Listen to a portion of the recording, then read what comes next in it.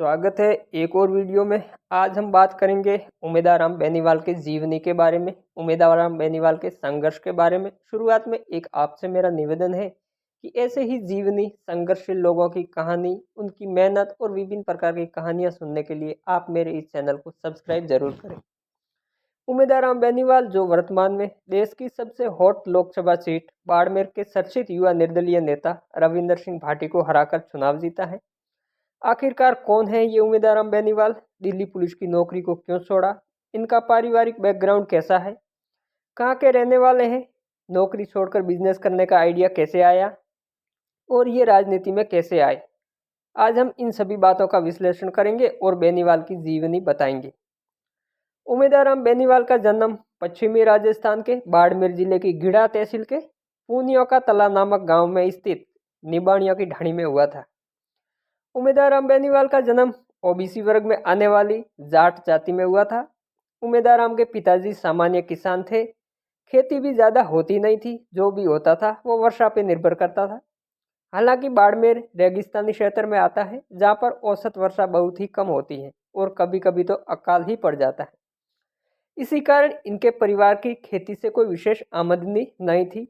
उमेदाराम बेनीवाल ने शुरुआती पढ़ाई अपने गांव से ही की। 12वीं तक की पढ़ाई करने के बाद इन्होंने विभिन्न सरकारी नौकरियों के लिए एग्जाम दिए, पर सफल नहीं हो पाए। फाइनली 1995 में बेनीवाल का सिलेक्शन दिल्ली पुलिस के कांस्टेबल के पद पर हुआ। जब उमेदाराम बेनीवाल का सिलेक्शन दिल्ली पुलिस कांस्टेबल में हुआ तो इन्होंने ठान लिया, एक लक्ष्य बनाया कि मुझे अब बड़ा अधिकारी बनना है, मुझे बड़ा पुलिस ऑफिसर बनना है। इसी बीच इन्होंने नौकरी के साथ साथ अपनी पढ़ाई भी जारी रखी। सन 2000 में इन्होंने ग्रेजुएशन कंप्लीट की, ग्रेजुएशन पूरी की। फिर इन्होंने पुलिस विभाग में ही बड़े पदों के लिए एग्जाम दिए। इसके अलावा भी बहुत से जो पद थे उनके लिए इन्होंने एग्जाम दिए, पर सफलता हासिल नहीं हुई, वो है जो उनमें पास न हो पाए। इसी बीच उमेदाराम बेनीवाल के किसी दोस्त ने इन्हें बिजनेस करने का आइडिया दिया, क्योंकि उमेदाराम बेनीवाल का सपना कुछ बड़ा करने का था। उनको है जो आधुनिक जीवन जीने का था, क्योंकि नौकरी में इतनी सैलरी होती नहीं है कि बहुत ही कम समय में अपने सारे सपने पूरे किए जा सके। तब इन्होंने 2005 में दिल्ली पुलिस की नौकरी छोड़ दी और बिजनेस करने की सोचने लगे। लोगों से आइडिया लेने लगे तो किसी ने आइडिया दिया कि हैंडीक्राफ्ट का धंधा शुरू किया जाए। तो बेनीवाल ने सारी बातों पर विचार किया, चर्चा की अलग अलग लोगों से कि ये बिजनेस कैसा है, कैसे चलेगा, क्या मैं इस बिजनेस में जमूंगा, टिकूंगा या नहीं टिकूंगा। सारी चर्चा करने के बाद फाइनली 2006 में हैंडीक्राफ्ट का धंधा शुरू किया गया।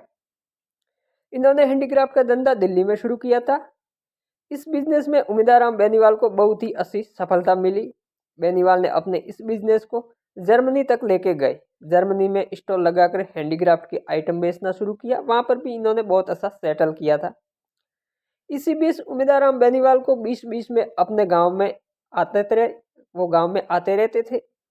2010 में जब ये अपने गांव आए, जब गांव के एक ग्राम पंचायत की मीटिंग हुई और उसमें उमेदाराम बेनीवाल भी शामिल थे, तो ग्रामवासियों ने ये निर्णय लिया कि अब की बार पंचायत का सरपंच उमेदाराम को बनाना है। कारण ये था कि उमेदाराम पढ़ा लिखा था, सरकारी नौकरी में भी रह चुका है और एक बिजनेसमैन है, विदेश में अपना बिजनेस सेटल किया हुआ है, तो इनको नॉलेज भी अच्छा है और हैंडल भी अच्छे से करेंगे।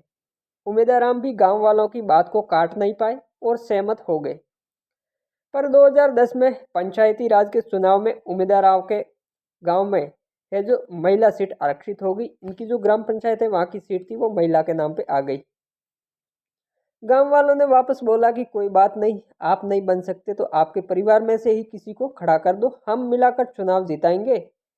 फाइनली बात ये बनी कि उमेदाराम बेनीवाल की धर्म पत्नी पुष्पा देवी को मैदान में उतारा गया, सरपंच चुनाव में उतारा गया और गाँव वालों ने मिलकर चुनाव जीताकर उमेदाराम बेनीवाल की धर्मपत्नी पुष्पा देवी को सरपंच बनाया गया। उमेदाराम बेनीवाल के राजनीति की शुरुआत यहीं से हुई थी। सरपंच की चुनाव से ही इनके राजनीति का सफर शुरू हुआ। अब उमेदाराम बेनीवाल को अपने पंचायत के लोगों के विश्वास पर खरा उतरने के लिए खुद को बिजनेस पर ध्यान हटाकर इधर ध्यान देना पड़ा। इसी कारण बेनीवाल ने अपना आय का स्रोत चालू रखने के लिए अपने गांव में ही कंस्ट्रक्शन का काम शुरू किया, क्योंकि अब इनको ये जो यहाँ पर काम करना था तो वो अपने बिजनेस में जा नहीं सकते थे। उमेदाराम बेनीवाल ने विशेषतः शिक्षा क्षेत्र में बहुत ही अच्छा कार्य किया है। यहीं से उमेदा राम बेनीवाल की मुलाकात राजस्थान के नागौर जिले की खिमसर विधानसभा से विधायक हनुमान बेनीवाल से हुई। 2018 में हनुमान बेनीवाल ने आरएलपी यानी कि राष्ट्रीय लोकतांत्रिक पार्टी बनाई तो उमेदा राम ने आरएलपी को ज्वाइन कर लिया। 2018 में बाड़मेर के बायतू विधानसभा से उमेदा राम बेनीवाल ने आरएलपी के टिकट पर विधानसभा का चुनाव लड़ा, पर ये चुनाव वो हार गए।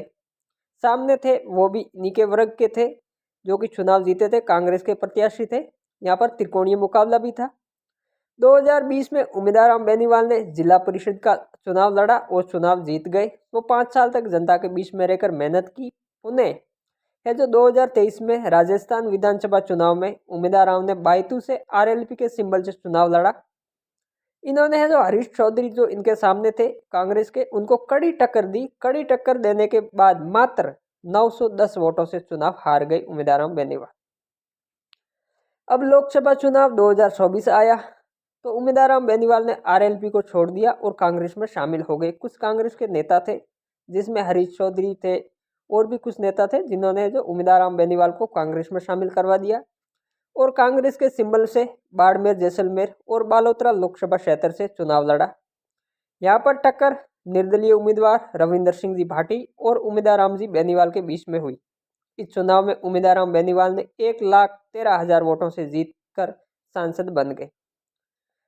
तो इस तरह राजस्थान के तपते दौरों से निकलकर, दिल्ली पुलिस की नौकरी को छोड़कर, अपने बिजनेस को जर्मनी तक पहुंचाकर वापस राजनीति में लौटे बेनीवाल ने कड़ी मेहनत के दम पर राजनीति में अपनी जगह बनाई। तो कैसी लगी आपको उमेदा राम बेनीवाल की ये जानकारी? कमेंट करके ज़रूर बताएं। वीडियो को लाइक करें और चैनल को सब्सक्राइब जरूर करें। धन्यवाद।